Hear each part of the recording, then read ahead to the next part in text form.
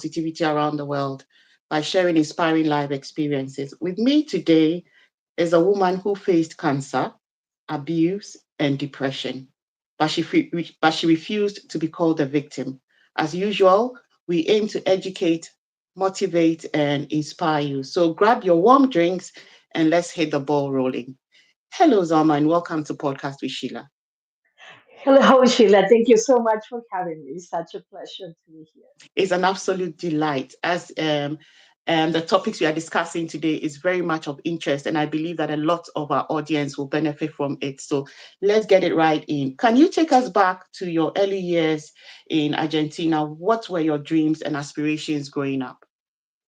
Yes, I was born and raised in Argentina. I'm the youngest of four siblings. I had three additional siblings, and my dreams were to be successful, like have a career and have a job and live independently. And reality was kind of like different over there. And at age 31, I decided to um, move to the United States to see if I could be successful over there instead. And it was a hard decision, but like when you have, like I was still living with my mom at 31. I didn't have my own family. I didn't have a job. I didn't have money. So when you have nothing, really you have nothing to lose. So coming to the United States was more like an adventure than, oh my god, like what am I doing. It was like, no, I'm open to see how it goes over there. And here I am 30 years later. Great, great. I'll say that the United States did you well because you migrated to the US at 31 and started your bachelor's degree at 42. What gave you the courage to take that step, and what challenges did you face along the way? I was working in an accounting department of a big corporation, and I started reflecting on my future, and I was like, I'm not sure I want to continue to do this for another 25 years. So I enrolled in school while still keeping my job. Um, but I enrolled in school for my bachelor's of social work with the idea of becoming a clinical social worker to do therapy. I always had this passion for helping others. I had people coming to me, strangers, and telling me a story and say, like, I never told this to anybody. And I will give suggestions. And I'm like, okay, well, I do have a passion for that. So it was very challenging because I have graduated high school 25 years ago. You know what I mean? Like, I mean, like, you graduate high school, English is not my first language. So, and being an older student, I did find out that professors really appreciate older students in the classroom because they know I'm here because I want to be, not because grandpa is paying for the tuition, right? Or mama or dad. So I I started my bachelor's and I continue my job. And I think that that is important for people to know that when you are building your future, you don't have to quit everything. Like I still kept my job while I was taking the steps to build a different future. Wow, I would say that that is a very big thing to do. Currently, I'm also pursuing my master's 19 years after I'd finished my I finished Yes, my first degree. congratulations. Thank you. It's not an easy task. I'd say it's very difficult having to manage family, having to grow a business because I have a business I'm managing as well, and having to do my master's. That is like a bigger take on. Sometimes I pinch myself and I ask myself, did I make the right decision? Because it's not been easy, and a lot of report writing and all of those things put together is very, very difficult. So I'll say that that's a massive thing that you went for there because I realized that you went on later on to pursue your master's, but you're going to come there. But the story continues to say that 2 months after you graduated with your first degree, you were diagnosed with breast cancer. How did that Yes, affect? How did that affect your dream and your person as a whole?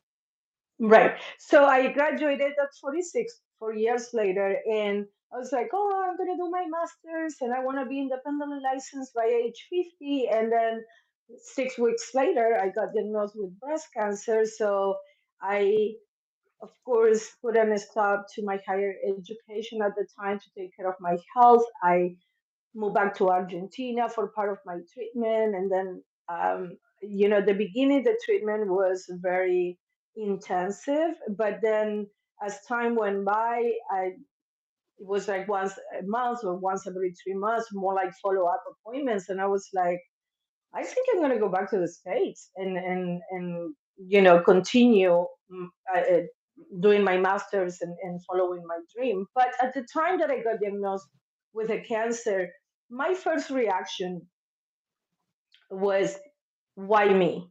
Right? But after some reflection, so I don't have children myself, but I have my mom and I had sister and I have nieces and I have girlfriends. And I was like, oh, if it wasn't me, would I have preferred that it was one of them? And the answer is no. So I moved from why me to why not me.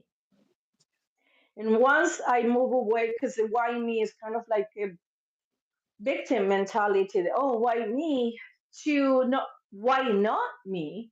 And then I had a decision to make, like, will I sit there and cry and wait to die, or I'm going to get up and fight? And spoiler alert, I won the fight for now, 12 years cancer free. But it was very hard to make, to kind of like, mindset is so important, because if I was continue to feel like a victim, I don't know if I will be here, honestly. But it's like, okay, like, how did I do it? One day at a time. Like, it got hard at times, it got easier at some other days, but that's just life. Some days, like, you don't even have to have cancer. Some days are good, and some days you're like, I'm gonna push through to this day, and yet we are here. So that means that we kept pushing through every day. So I always say, I had cancer. Cancer didn't have me. And you can use that for any challenge that anybody's facing. So you have that challenge, but you don't allow that challenge to own you. Great. I like that powerful one you've left there. You had cancer, but cancer didn't have you. Now let's talk about the exact things, the few activities you did to help you through the process. Just like you said, it may not be cancer to some people, it may be something else. But what were the few things that you did along the way that helped you pull through to today? I was doing therapy. I had my therapist, but I had my therapist from before I even had the diagnosis. But therapy was such an important part of my recovery. I attended groups of other women with breast cancer. So community is so important, because I'm not the only one with this. But like, finding my tribe of other people going through the same thing is so empowering, because you realize that you're not the only one, but you might be the only one in your circle of people. But when you start, like, listening, hearing from other people in the same situation, and the struggles that they go through and the wins that they have and that they are sharing, it's like, okay, that gives me hope, right? Like, and the struggles help me recognize that I'm not alone in doing this. So I did Reiki, I did sound healing. I am very open to a lot of different things. That I work a lot on, again, on my mindset of, like, instead of like continuing to ask why me, it's like, no, what can I learn from this?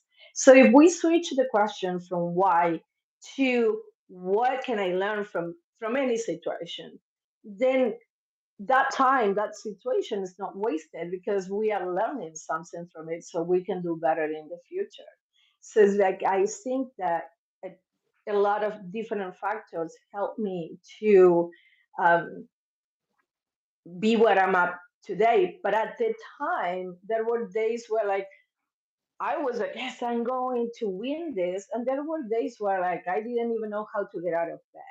So being able to be compassionate toward ourselves, and not be like, oh no, you have to be, no, I don't, you don't have to do anything. But sometimes we are our worst enemies. Our expectations for other people might be here, but for myself are over here. How is that fair? Right? Like, so no, you have to, like, no, you know what? Um, I had days that I was like happy go lucky to go to my treatment, and there were days that I crawl into the treatment, right? Like so, but one thing that the nurses were like, you know, like when they come with the medicine and they ask you for your name and your day of birth just to confirm that you are the right patient. So I will be like joking with them, like last name, I'm like Kardashian. So they will look at me and like, I'm Kim Kardashian. Like, don't you recognize me, right? Like so, and they were like, oh my God, like, you know, we know you're gonna be okay because of your attitude, right? Like, so I think that a big part of recovery is, what do you think? Do you think you're going to be okay? And you are going to keep your looking at the goal of like, I'm not going to allow this to stop me? Or are you going to give up and let whatever situation, whatever challenge, in this case, cancer, win? Yeah. So, if anything, cancer came to show me how bad I wanted to be a therapist, because it delayed me, but it didn't stop me. Yeah. But then it also taught you a lesson. I want, because as you were speaking, it was one thing that kept coming out: your mindset, your attitude towards the problem. So you're saying whatever we are going through, your attitude and your mindset are the key things that will push you through. You don't have to let the issue bring you down, rather be on top of it. It's like the main thing I heard you say over and over again. Right. Right, because we are the CEOs of our lives. So this situation and the brain catastrophizing is like is one part of the big table, but you're still in charge. You're still paying at deciding what you're going to pay attention to. So and even if I wasn't successful, at least I went down trying, Yeah. right?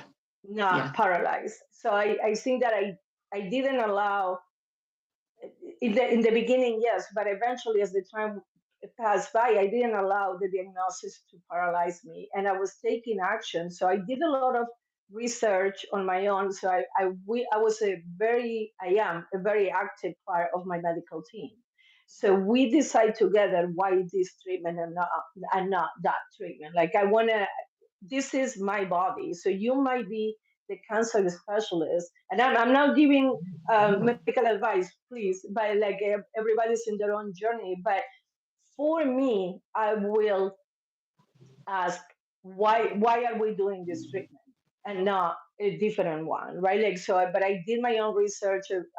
I asked questions. I was very informed, so I could make an informed decision Wow, I like about. that you were on top of your whole issue. Now let's move on to abuse and depression. You survived not only cancer, you also survived an abusive relationship, and you survived depression and suicidal ideations. What was the turning point that helped you reclaim your power?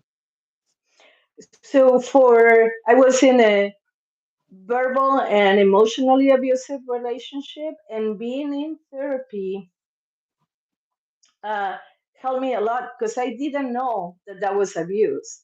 Like even when my therapist told me like, oh, you're being abused, because I was so depressed, I wanted to end my life, I didn't know how to go on, and she was like, you're being abused. I'm like, oh, no, he doesn't touch me, because to me abuse was physical abuse, right? Like I beat you up, I sent you to the hospital. So a lot of education about the topic of emotional and verbal abuse. And I start with my therapist, I start building myself up, building my self-esteem, discovering who I am as a person, as a woman. And I think that understanding that abuse, because I am a very strong, independent woman. So how is that happening to me? And a lot of people who go through abuse, they're like, how, how is this happening? And it's because abuse doesn't happen overnight. it's like, have you heard of the story of the frog in the boiling water? No. So if you put a frog in so if you have a pot with boiling water and you put a frog in it, the frog is going to jump out. Mm. But if you put the frog in the pot of water at room temperature and you start increasing the temperature of the fire, the frog is going to die because it continues to adapt. So and then by the time that is too hot, it doesn't have the strength to jump out. And that's a lot of what emotional and verbal abuse looks like. So it's Yeah. not that I was with my partner and he was like, "Oh, you don't go with your friends because I said so." It was more like, "Oh, really? Like, do you want to go with? Why don't you stay and we watch a movie? Because I miss you. We don't spend that much time together." So those little situations start isolating me Yeah. from my friends because, like, okay, like I tell you, you're like, Zulma, come, let's go out. Oh, okay, well, no, and then I cancel, and let's go, no, and then I cancel. So by the time that I'm looking around, I don't have anybody. Yeah. So it's like understanding that you you are subject to a lot of manipulation and rebuilding your self-esteem. So it wasn't about changing him, it was about changing myself from the Exactly. inside out. So I rebuilt with my therapist my self-esteem, and then I was able to develop a plan to exit the relationship in a safe manner. But that sent me into a depression, into like, I'm not worth it. I don't have the energy. I The pain, the emotional pain was so intense that I just didn't want to leave.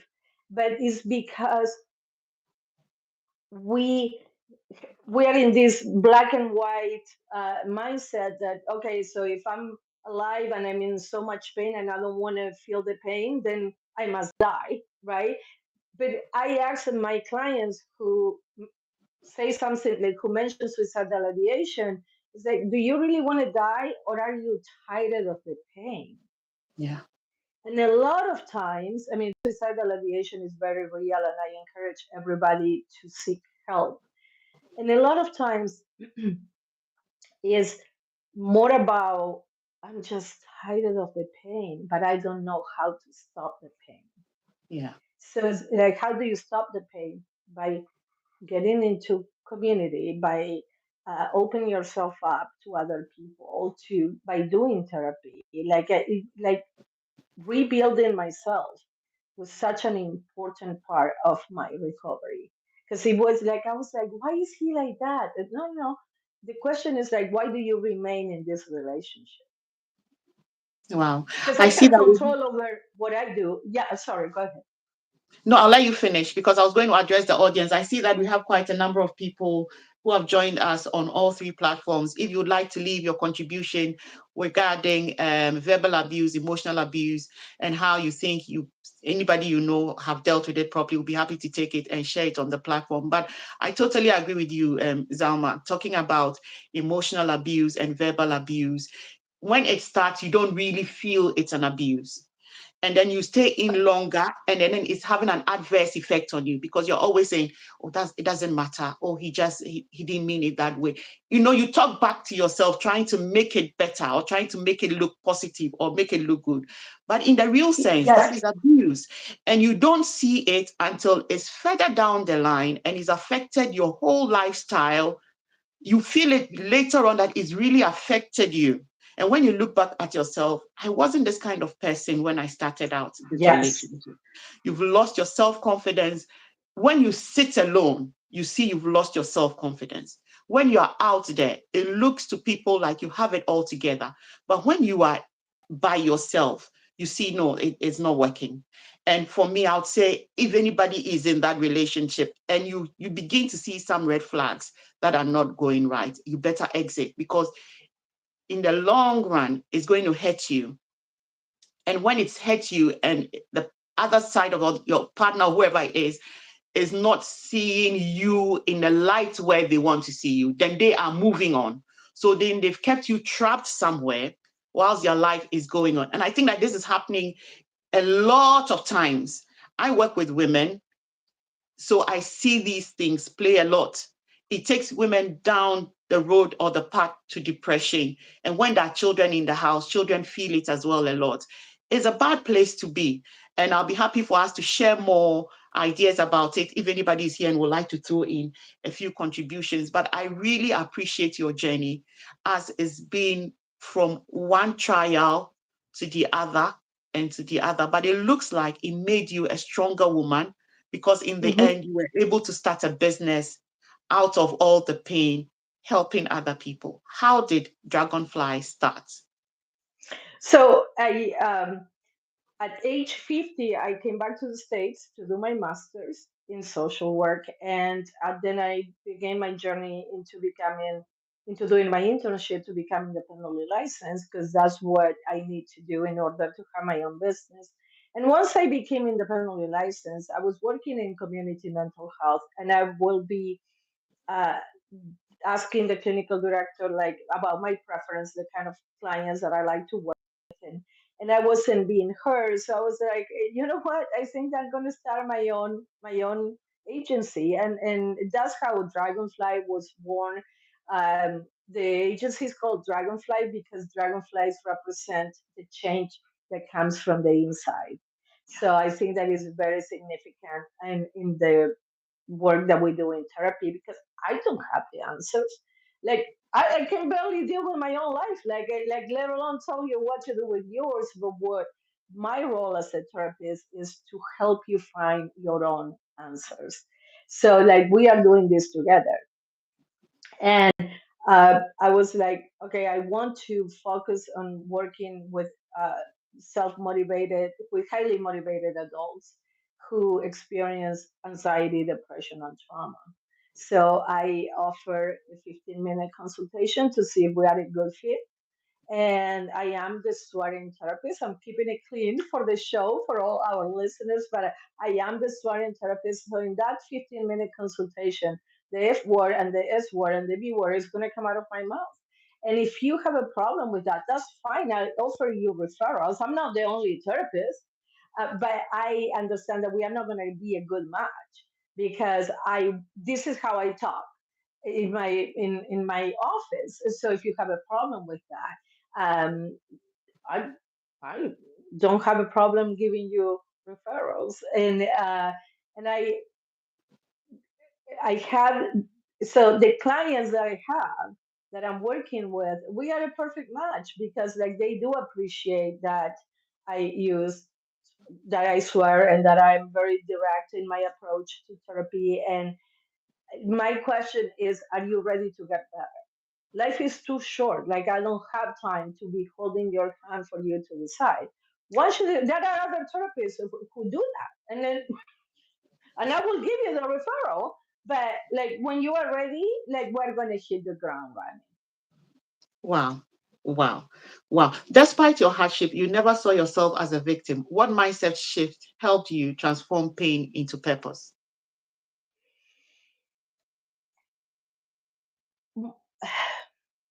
I think that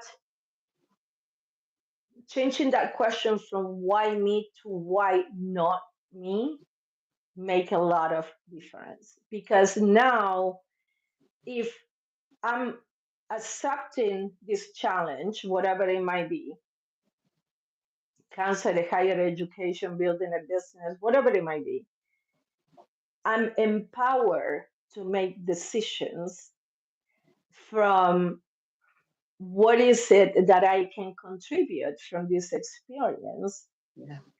rather than, oh my God, I'm paralyzed by this experience. So I think that changing from pain to purpose, the step was the why not me and what I'm learning from this. So what I learned from my cancer diagnosis is that I was really uh, it showed me how bad I wanted to be a therapist. So why not share that with other people, right? Like, so that became the purpose, and to share that with others so that you can find your own way, your own purpose. Um, I think that we all have that capacity to, we have an internal warrior, but if we are not allowing that warrior to come up, we are going to remain stuck in where we are. So I think that the secret is the mindset and action. Once you're taking the steps, although you're not where, so let's say you want to get to the top of the mountain and you're that down here, but if you keep putting one foot in front of the other, eventually you're going to get there. It doesn't matter how fast you move. The important thing is that you continue to move to pursue your goal.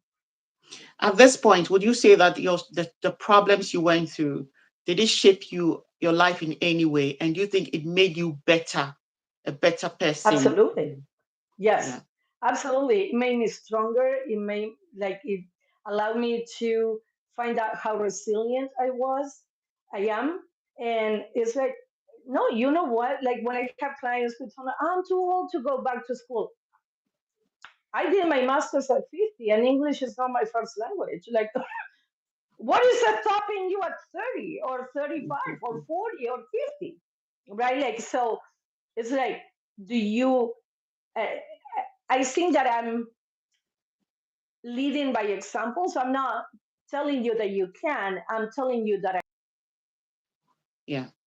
so Yeah. I'm not telling the person, oh no, no, it's okay, you can go to school. I'm telling the person I went to school at 50.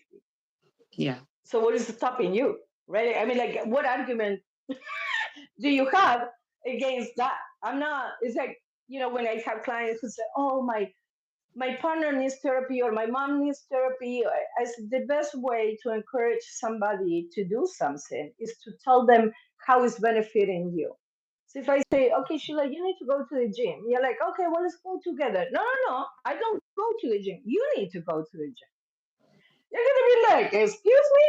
But if I say, hey, I start going to the gym and I feel better and I'm more energetic.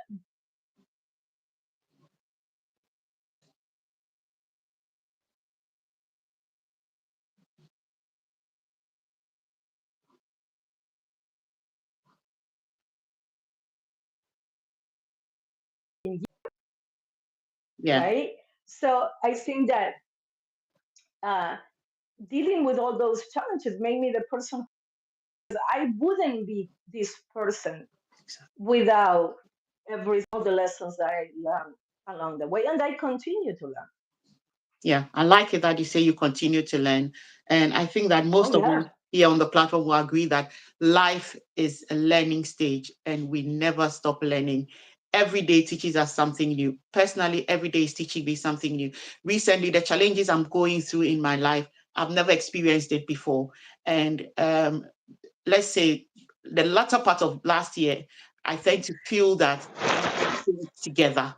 I'm on top of things. I had control of the way I want things to be, only to be hit by a few minor things that you did not expect those things to shake you the way they're shaking you now. And those ones are really testing your patience, testing your resilience, and testing you to see if you can manage this a lot better. And I've stretched myself in so many areas, so thin. So these issues are really getting a hold of me, but I'm still powering through and still thinking. Yesterday, I had an International Women's Day celebration for my organization. And when I entered into the space where we were going to host the event, one of my facilitators came early. So she was going to help me put the place together. And what I told her was, I don't feel it today. If I had my own way, I would have canceled the program. But it's too late. You get it. Sometimes you have to put a brave face because others are looking at you. Others are looking up to you. And at the end of the event, I was so fulfilled. Why? Because a lot yes, of women came into the room, and a lot of women felt the impact. They needed it. So then, if you have been saddled with a responsibility like this, and if you're going to let your own personal issues get in the way, such that you're not going to be a blessing onto a number of, it was over 40 women in the room. So because of my single decision, 40 other women were going to suffer it. And they left the Yes. room. Everybody felt lightheaded. The response was so, so good. So I like the fact that we are talking about some of these things, such that people like us who lead the way, in quote, we struggle a lot, but we cannot talk about our struggles because we feel a lot of people are looking up to us. But sometimes we don't know how to manage the situation. So what are some of the things that we can do to be better for those who are looking at us? And like you said, is the right mindset. It's maybe something very little, but putting yourself in the right mindset, speaking to yourself and encouraging yourself and saying, why not you? Why should it be you? Who else should it be? So then you always take the best part of the problem you're going through and try to make something good out of it. And that is one thing that has come to me. If I'm in a problem today, or if I face I'm having an issue today, I'm definitely going to turn that into a business, or I'm going to turn that. Oh, definitely. So when it Perfect. comes, that is what I do. That is what I'm doing now. If it comes as an issue, I'm turning it into a story, immediately posting it and encouraging somebody. I'm turning it around into a business. I'm not going to let that thing bring me down. I'll turn that thing into something that will help me make money. And that is my mindset. If you come to me as a problem, you become money in my pocket. And that is what, I love it. yes. Yes, And absolutely. that is going to be my attitude. I'm not going to sit down and talk. No, I'm not doing that. I'm taking that issue and turning it into money. And thank God the internet has given us that opportunity. I'll turn it into content and I'll make money out of it. I don't know what. Right. Yeah. So we have no control over the circumstances in our lives. But Mhm. I'm glad that you are mentioning the struggles because, like, people think that people who are successful or in the public eye, like they have no struggle. No, like we are all human. So Yeah. like your struggles with the event are so real, and for you to be able to say that, so that when I'm looking at you, I'm like, oh, okay, wait a minute. I saw that Sheila did it like it was in a straight, like a smooth road. I just like, no, she is human and she's having these struggles like I do. So that shows me that I can do it too, Yeah. right? Like, so I think that the part of the idea of like, I have no control over the circumstances. Like, I have no control over that. But I have 100% control over how I react to the circumstances. Yeah. So it's like, am I reacting or responding? Right? Because if I react, it's like, oh, okay, well, I canceled the event.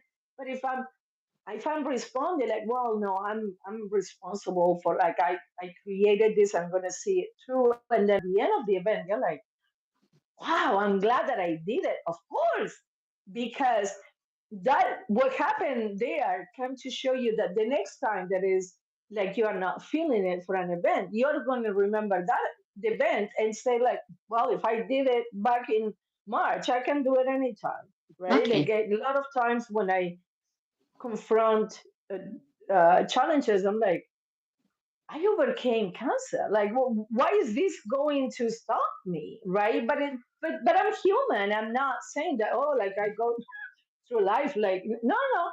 I suffer too. I deal with my own insecurities, and that's why therapy is so important because having that neutral person when you are in the picture, you cannot see the picture. So having that neutral person to help you put what you are going through into context is so powerful.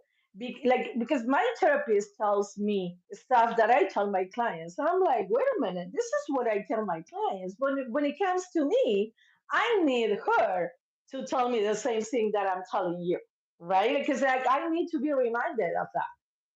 Yeah. So it's like, is the are you so remembering that I have no control over the circumstances, but I have 100% control of how I respond to the circumstances, changes everything. Because then you don't have to have control because your trust is not in everything being perfect. is in your capacity to respond when things are not perfect. Yeah. So, I and you always totally, have you. Wherever you go, here you are. So you always will have you, but you're not always, actually never have perfection. exactly. But if that's going to stop you, then we wouldn't have achieved anything because circumstances are not perfect. I totally agree with you on that. Your mission is to help people discover their inner hero. What are some of the practical steps people can take to recognize and embrace their strengths? I like to remind people that they have 100% track record of being successful at overcome challenges. How do I know? Because they're here. You're here. I don't need Yeah. to know what challenges. I know that you've been through challenges. Yeah. But you need to remember that if you're here, you overcame all those challenges that at the time that you were going through them, you were like, I don't even know how I'm going to get through this. And yet, you found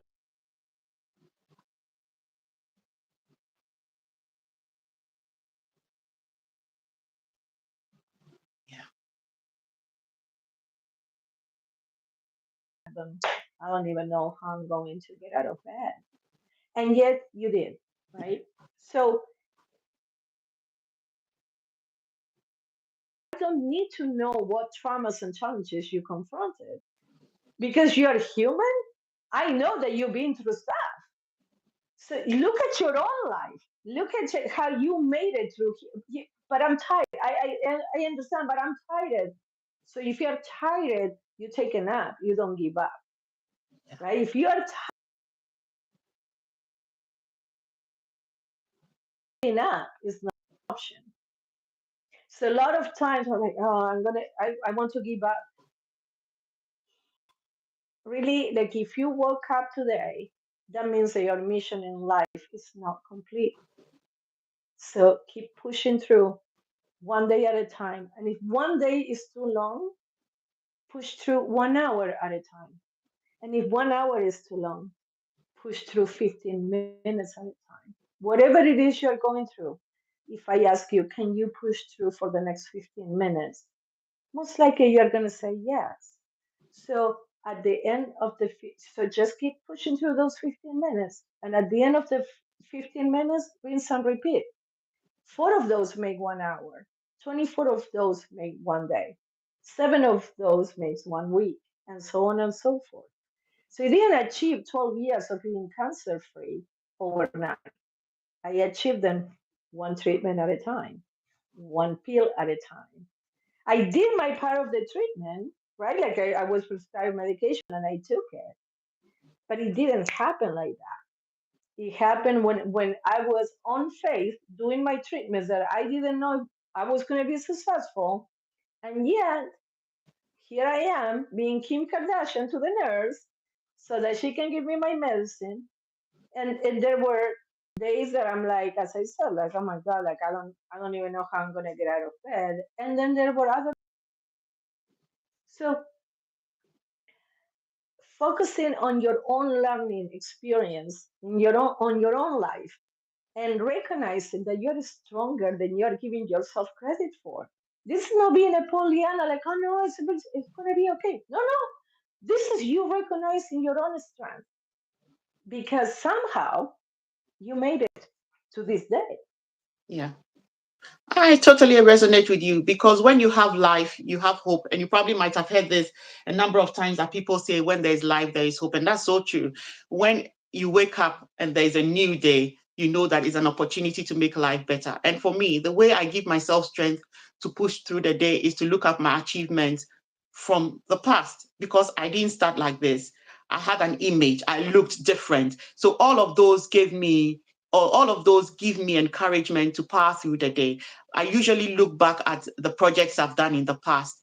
And then I give myself credit for how far I've come because a lot of people started with me and they are not here today. So that alone should give you encouragement to push you through and know that if you are alive today, It's a better opportunity. It's an opportunity to make life better.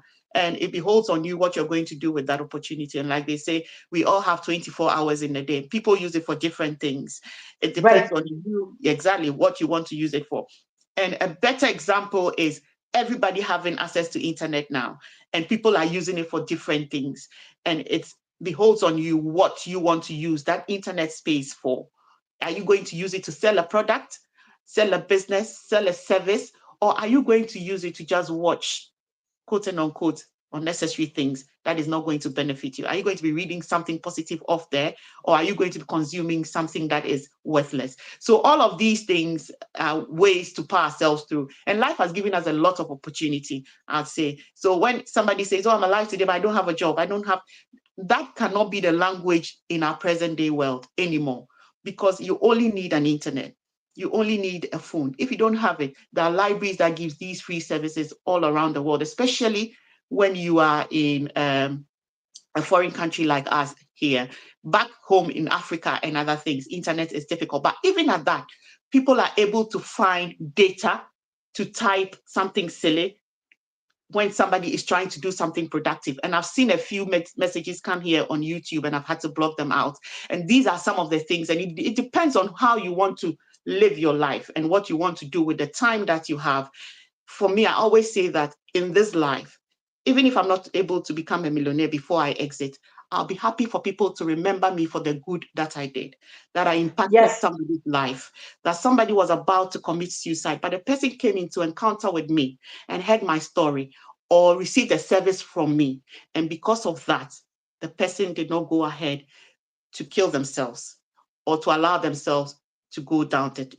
Just be a blessing onto somebody as we live our life. My final question to you, and then we'll wrap this all up, is if you could leave our audience with just one powerful message about overcoming adversity, what would that be? Like, I guess I got ahead of myself. What I just said. If you woke up today, mission in life is not complete. So pushing through Great. one day at a time. Wow. Keep pushing through one day at a time. I think I totally enjoyed this. If you did enjoy it, please leave us some thumbs up. And I think that Zulma was very, very great on this podcast with Sheila here today. We'd like to say a massive thank you for joining us today. Thank you for having me. It's been such a pleasure. Great. If you've been listening in, this is season 2, episode 127 of our podcast series, where we bring seasoned guests with inspiring life stories and experiences to share with us.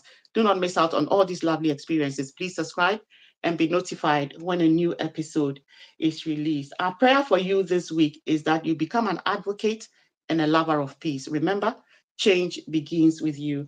Until we meet again, have a brilliant week.